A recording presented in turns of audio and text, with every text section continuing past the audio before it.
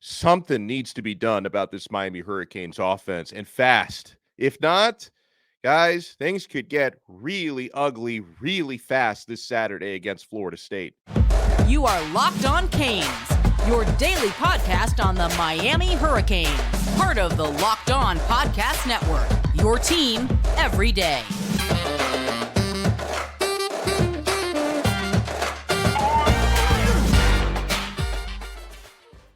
20-6, Miami just lost at NC State. I am Alex Donno, your host. I'm a University of Miami alumnus, longtime South Florida sports radio vet, and contributor to allhurricanes.com. And I can't thank the everydayers enough. You guys are riding with us through the good times and the bad. It's hard to feel much worse than I feel right now. Honestly, it's hard to feel much worse when, for the past month, since that Georgia Tech game, we have been preaching here on Locked On Canes, cut down the self-inflicted wounds. You can't expect to win games in this conference when you're throwing 3 interceptions. You can't expect to win games in this conference when you're going 1 for 3 in the red zone, when you're committing a fumble in your own red zone, giving the other team the football at your 10-yard line. The self-sabotage, no matter how much we preach it, no matter how much they seem to be working on it in practice, it keeps rearing its ugly head over and over and over and over again. And just when you thought you might be building some momentum. I know last week, the overtime win against Virginia wasn't pretty, but it was a win, okay? And, you got a nice win through some adversity against Clemson the week prior when you started your freshman quarterback. And, yeah, we're going to talk about him throughout this episode. Just when you thought you might have some momentum, we should be feeling pretty good at 6-3. Hell, we shouldn't be feeling as bad as we do right now at 6-3, even losing this game. 6-2 felt pretty good. 6-3 shouldn't feel this bad. But you know what? When you keep creating and your quarterback keeps creating the same mistakes over and over and over and over again, and nothing seems to be being done about it, that gets frustrated. That's what pisses this fan base off. I can't blame you. Can you blame me for being upset today? After Miami's previous losses this year, the Georgia Tech thing was just a heartbreaker. I was sad and befuddled after that game, right? The North Carolina game, that was frustrating. This one makes me angry. Let's talk a little bit about it here. Tyler Van Dyke, we have to start there. He accounts for 4 turnovers in this game. I really thought that with him, looking in the warm-ups like he was as healthy and moving around as well as we've seen him since the early part of the year before the injuries started to set in. He had a great game 2 years ago against NC State for what that's worth. I really thought this was going to be the bounce back for Van Dyke. Nope, it was not the bounce back for TVD. 3 interceptions thrown and a fumble. That's 10 interceptions for QB1 in his past 4 starts. Unacceptable. The most costly of those was the one thrown in the end zone. Seem familiar? He did the same thing against Georgia Tech. These are momentum killers. That interception cost you at minimum 3 points, derailing a good drive. That was a body blow, okay? I mentioned it at the top. Miami, as a team, went 1 for 3 in the red zone. That's not touchdowns. That's just scoring, period, because Miami didn't score any touchdowns in this game. You came away with 3 points out of a possible 21 in 3 trips to the red zone. Now, I know in a lot of these games lately, it seems like things are just getting worse for Van Dyke because in certain interceptions that he's thrown, and there's plenty of them to choose from in recent games, he's not making the right read. In this case, the one he threw intended for Jacoby George in the end zone, he made the right read, but the wrong throw because it was underthrown badly. It was a terrible throw.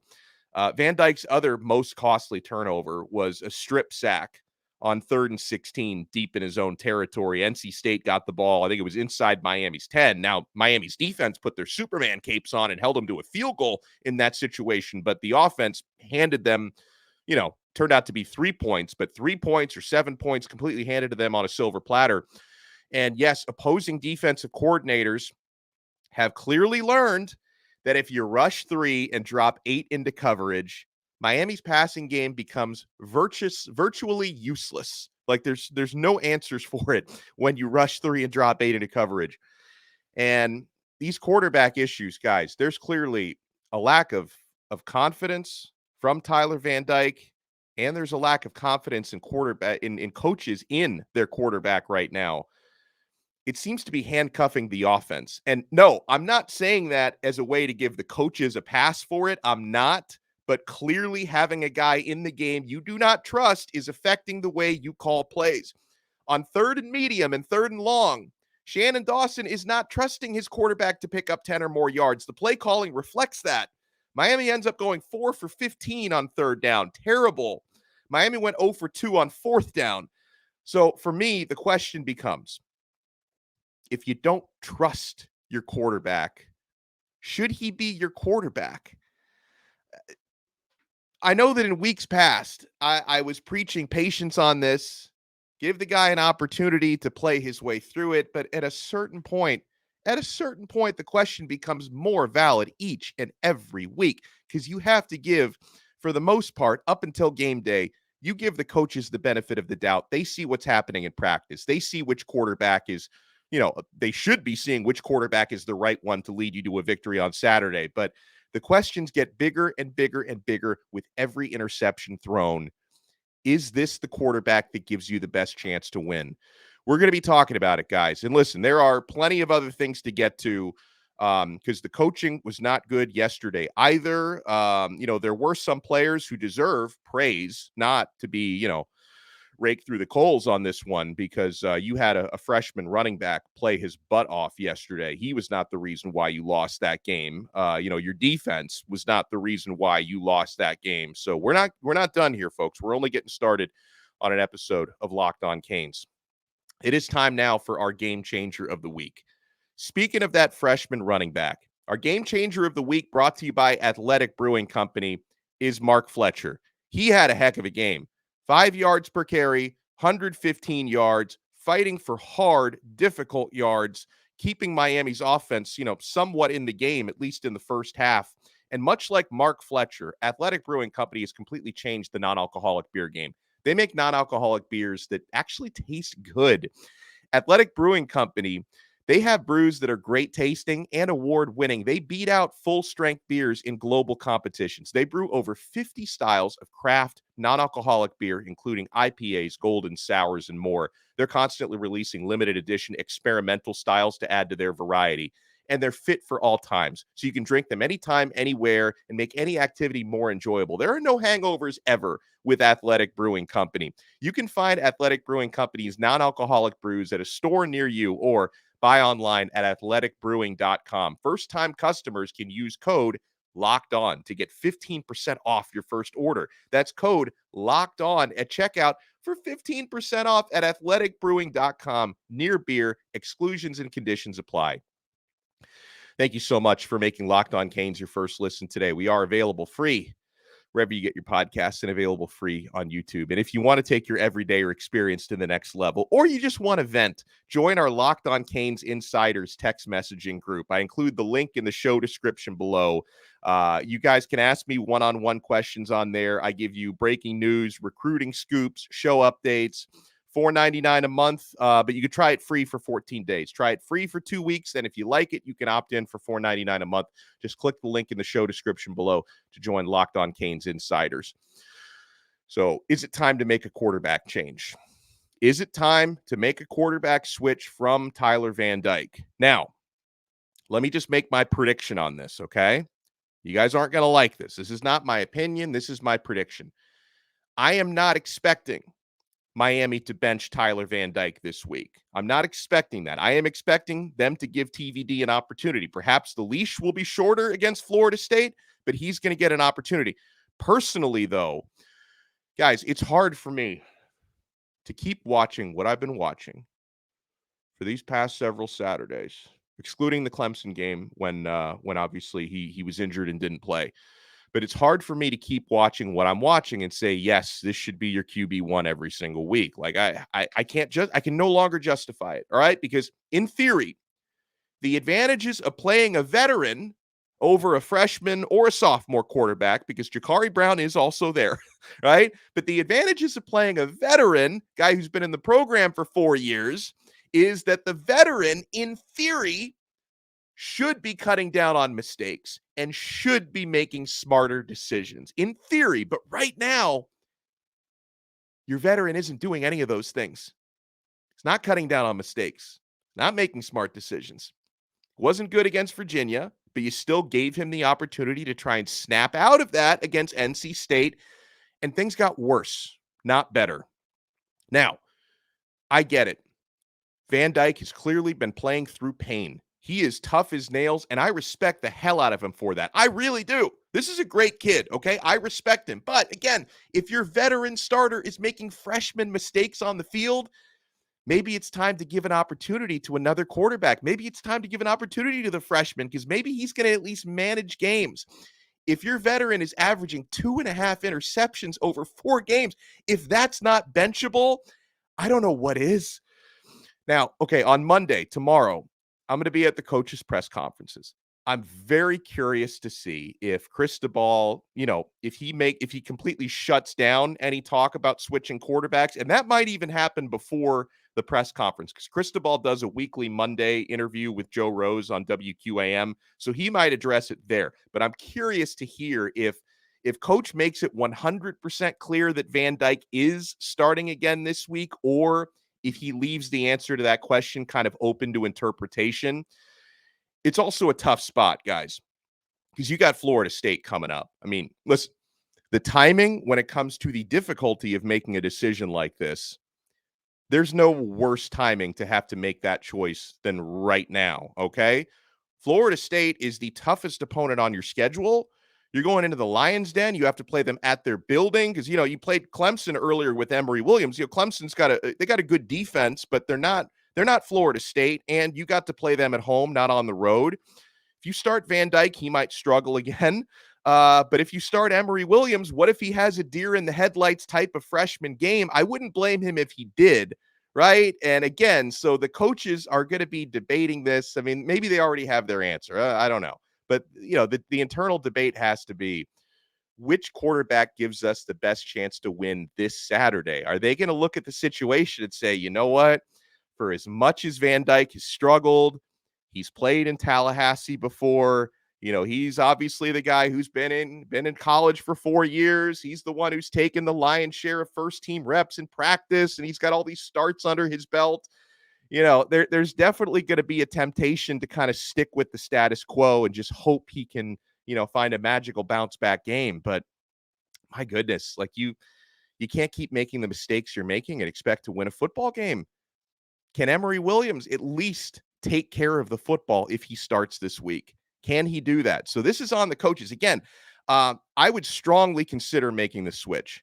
I am not expecting Miami to make the switch, but I am strong. I mean, obviously, I don't have any vote on the matter, okay? But I have to wonder what's going to happen. But my official prediction is Tyler Van Dyke is going to get the call again this week. And it's unfortunate because things have not been running smoothly for him since October started. Now we're into November, different month, same results on the field. What do you guys think? Let me know. I mean, listen, let's talk this through. We got an entire week of shows coming up before Florida State. You can send me a post on X, formerly Twitter, at Locked On Canes. And if you follow us at Locked On Canes, we will follow you back. We'll be chatting about this all week on the Locked On Canes Insiders text group. You can join that by clicking the link in the show description below. You can also leave comments on our YouTube or on our Apple Podcast reviews as well. And listen, this is not all on quarterbacking. I think it's fair to put a lot of this on coaching too. In this 20-6 loss against NC State, again, you've got a quarterback who's out there struggling, but for the coaches, that's the one you've decided to keep playing despite how much your offense is struggling. And then another important question on the offensive side of the football. And yeah, we're focusing on the offense because Lance Guidry's doing a fine job on defense. I can't really put a whole lot of blame on the defensive side of the football. On offense, where is the creativity? I look at what NC State did in the game. Their offense wasn't great, but they got into the end zone twice. Miami didn't even get into the end zone once. And NC State was actually, making Miami have to see some things, some unconventional things with their offense. You see the way that they use KC Concepcion. Now, he is a special player. I'm not saying you could just plug anybody into that role, but you see the way they get Concepcion involved in so many different ways offensively. Miami fans have been screaming to use Brashard Smith like this. NC State even found a way to get Brennan Armstrong involved in a way we would all like to see Jakari Brown have an opportunity to be used, right? You bring in Brennan Armstrong, who's a mobile quarterback, to give different looks and pick up yardage with his legs. We wouldn't mind seeing number 11 get a chance to do that. Miami's offense was predictable. North Carolina State's wasn't. That was a big difference in the game. And that's a big difference when, Miami did outgain NC State 292 to 231. They got into the end zone. Miami didn't. Okay. Now, not converting that 4th and 1 in the fourth quarter, that was a massive turning point in the football game. Miami's down 10-6 at that point early in the fourth quarter. You can potentially, take 13 or even 14 play if you had maybe decided to go for 2. You could have taken a lead in the football game. You're inside their 5-yard line. You didn't end up picking it up. So should Miami have, like Tim Hasselbeck was saying, I didn't agree with him, but should Miami have just kicked a field goal there, taken the points? You're down 1. You do have plenty of time left. Hopefully you trust your defense. Now, I can agree that going for it there, 4th and 1 from the 3-yard line, going for it to me was the right decision, but there's other questions. Did you run your best possible play and formation to pick up that 1 yard? There is ever a time to get your quarterback under center, that would have been a good time to do it. But, I know I put a lot of heat on the quarterback already, but there were other times when the receivers were looking way too casual in their efforts to get open. I'm sure Kevin Beard is going to get on these guys during the week. I love KB. I think he's, one of the best wide receivers coaches out there. I hope he can, help that unit, do their best because, when the passing game fails, it's not 100% on the quarterback. There are other parts at play. I thought that was probably the worst performance from Miami's offensive line we've seen this year. They were okay, but they're usually great, right? Credit to North Carolina State's defense. We knew they were good coming in, okay? But that was not the best performance for Miami's offensive line. So, I thought coaching gets a very poor grade here. Lance Guidry aside, he is immune because, again, the defense was not the reason you lost this game. But coaching on the offensive side of the football, Dawson, Cristobal, they get close to a failing grade here. D- range, it is what it is. I want to talk a little bit more about Miami's defense and a little bit more about Fletcher when we come back. And yeah, guys, we're down and out today. This is rough, man. They find more ways to disappoint me. I hope we can bounce back. I'm a Cane through and through. I never give up on my team. I am a Miami Hurricane. I see some of you weak people out there who are like, maybe you're not even Miami fans, but you're like, I'm going to become a Florida State fan now. Oh, this team. I can't take it anymore. Toughen up, man. We love this team. We love this university. We love this program. We want them to get better. We want them to win every single Saturday. I stick with my Canes when the good times are happening. Obviously 2001, it's a great time to be a Miami fan. I stick with my Canes when times are tough as well. You know what you want to do? You want to keep it locked right here to Locked On Canes. My friends, if you're a small business owner, you know that these days, every new potential hire can feel like a high-stakes wager. You want to be 100% certain that you have access to the best qualified candidates available, and that's why you have to check out LinkedIn Jobs. LinkedIn Jobs helps you find the right people for your team faster and for free. You add your job in the purple hashtag hiring frame to your LinkedIn profile to spread the word that you're hiring. Then simple tools like screening questions make it easy to focus on candidates with just the right skills and experience so you can quickly prioritize who you'd like to interview and hire. It's why small businesses rate LinkedIn Jobs #1 in delivering quality hires versus leading competitors. I know this works. I have found jobs through LinkedIn Jobs before. LinkedIn Jobs helps you find the qualified candidates you want to talk to faster. Post your job for free at linkedin.com/lockedoncollege. That's linkedin.com/lockedoncollege to post your job for free. Terms and conditions apply. Thank you so much for making Locked On Canes your first listen today. So many ways to support the show. I've mentioned the Locked On Canes Insiders chat. If you watch us on YouTube, so simple. Hit that thumbs up button, hit that like button, subscribe to our channel. And if you listen to the audio version, make sure you subscribe on Apple Podcasts, Spotify, Google Pods, Odyssey app, wherever you get your podcasts. And if you have time, leave us a 5-star rating and review. We shouted some of those out recently. The next round of 5-star reviews we get in, we will shout you guys out for that on the show. Positive takeaways from yesterday, difficult as that may sound. Mark Fletcher is a beast. There's a reason why they call this young man Put Him on a Stretcher Fletcher. Before the season started, I predicted that at some point before the end of the year, Mark Fletcher, as a true freshman, would become Miami's starting running back. Yesterday was that day. 23 carries for 115 yards, and these were hard-earned yards, too. He wasn't getting easy yards against that defense. He averages 5 yards per carry in the game. He's pushing through tackles, moving piles, breaking tackles, legs keep churning. He's so strong. And Mark Fletcher, deservedly so, he earned Miami's top grade per Pro Football Focus. He earned a grade of 83.0. Mark Fletcher is going to be a big part of the reason that this team is going to keep getting better over the next couple of years. And I just want you guys to know, for as down and out as I feel about what happened on the field yesterday, I am still long-term bullish on this team because they're finding talent, right? I know NC State, I thought, did a good job against Ruben Bain yesterday, but, Bain is having just a sensational freshman season at edge rusher. Mark Fletcher clearly is going to be part of turning this program around. CeCe Maui-Noah is part of the future of this program. So many young players and transfers that have been stepping up and making an impact. You see what the offensive line construction is looking like. I am long-term bullish. I am very, very high on the future of this program because they are collecting talent and they are collecting alpha male individuals that are going to make this team better. But right now, certain aspects of it are still a little bit of a mess, and we still need to keep on cleaning up that mess. And I agree with something Mario Cristobal said after the game. We know, he said, we know we can be a good football team.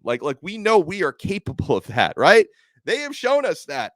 Physical dominance at the line of scrimmage, so much better. Tackling this year compared to last year has been so much better. Miami has physical capabilities to beat almost any team in the country. They just need to get out of their own way. That's what it comes down to.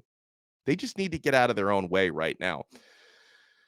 Miami's defense, they did everything that they could to keep the offense in this game. The third quarter, that was a masterpiece. I felt so bad for this team, this defense, that the offense couldn't put some points on the board. They held North Carolina State's offense to 5 total yards in the third quarter. NC State couldn't do anything. They handed opportunities to their offense on a silver platter. James Williams, I know he had a costly 15-yarder late in the game, but he was playing hard. He was hitting hard. Cam Kinchins, congratulations to him, grabbed his 10th career interception. Jaden Davis, I know he was a little bit limited. He got hurt in the game, but he put on a performance when he was out there. He had a hit on that blitz that forced a fumble, created a turnover. Jaden Davis was Miami's second highest graded player, according to Pro Football Focus, behind only Mark Fletcher. And yeah, that defense deserves better. When you're playing that well and giving your offense that many opportunities, you deserve a lot more. The 2 field goals, 6 points, 0 touchdowns, offense going 1 for 3 in the red zone. It's Florida State week. I don't know how I feel about that right now. Normally I'd be excited, anxious. I'm nervous. I'm very nervous heading into Florida State week. And bottom line is, everything I've just been saying for the past 24 minutes, this is stuff that Miami's players and coaches already here on Sunday need to have put behind them. Put that stuff behind you. Move on to this rivalry game. Move on to figuring out a way to put yourself in position to beat your rival, who happens to be a top 4 team in the country, this coming Saturday. And you guys know we'll be here for you all week, right? Got our Truth Teller Tuesday coming up. Maybe we'll I've said so much today. I feel like I need to find a guest to bring on tomorrow. So we'll probably bring I'm going to reach out to our boy Blue, see if he can help us with some perspective. But we're going to be hitting it hard all throughout the week. We're here for you every single day on Locked On Canes. We are part of the awesome Locked On Podcast Network. Your team every day.